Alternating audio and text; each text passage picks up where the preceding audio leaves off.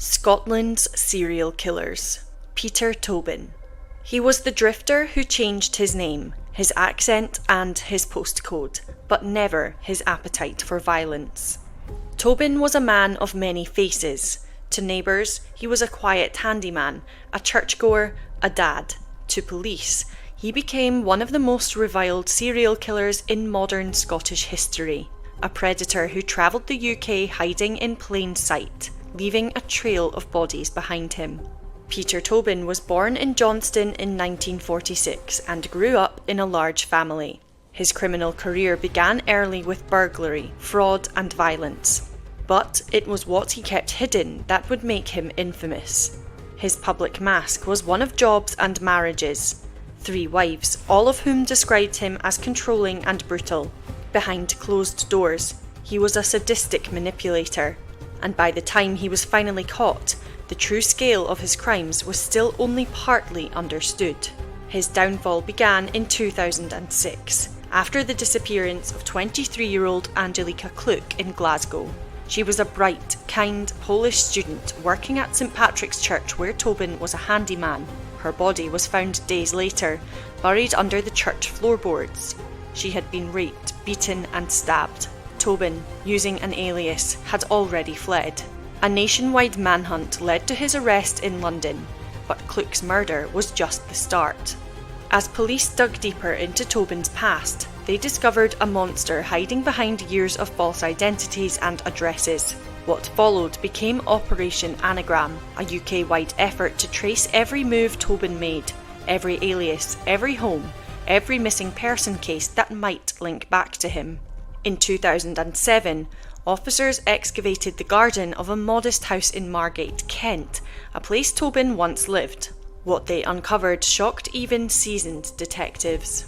The remains of Vicky Hamilton, 15, and Dina McNichol, 18, were buried in plastic bags, feet apart, under a concrete patio. Vicky had vanished from Bathgate in 1991. Dina disappeared after a music festival the same year. Both had been raped, murdered, and their bodies hidden for over a decade.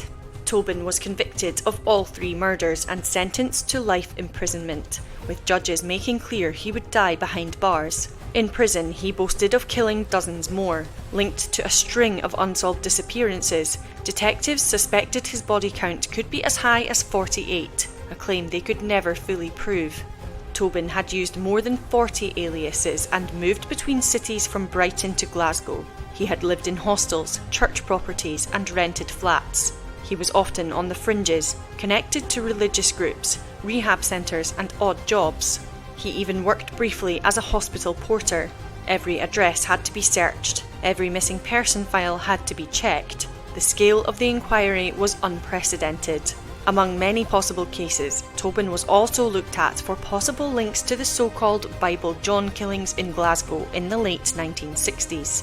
Despite the size of Operation Anagram, no further charges were brought. Without DNA or live witnesses, most of the suspected murders remained unresolved. Tobin's case reshaped cold casework in the UK and led to renewed efforts in dozens of long-forgotten files.